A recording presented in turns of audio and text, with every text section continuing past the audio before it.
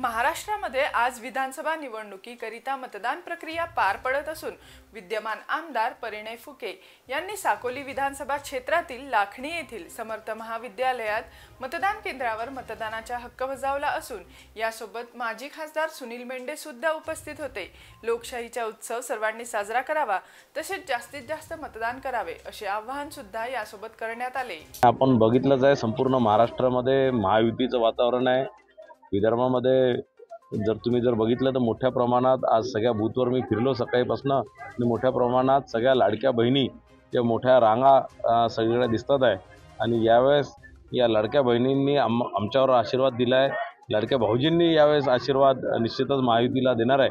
आपण निकालात ते बघणार आहे। ह्या लोकशाही पर्वामध्ये मी आपल्या माध्यमातून सर्व नागरिकांना आवाहन करतो की सर्वांनी 100% मतदान करावं आणि महाराष्ट्राचं राज्यामध्ये एक चांगलं सरकार येऊन या महाराष्ट्राच्या विकासाला गती देण्याकरिता सगळ्यांनी सहभाग होऊन या लोकशाहीच्या पर्वामध्ये सगळ्यात मोठ्या पर्वामध्ये उत्साहाने कुठलेही सगळे कामं सोडून सर्वप्रथम मतदान करावं असं आवाहन आपल्या माध्यमातून करतो।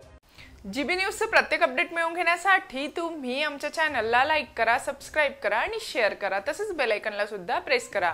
आपला जिल्हा आपली बातमी, जीबी न्यूज भंडारा।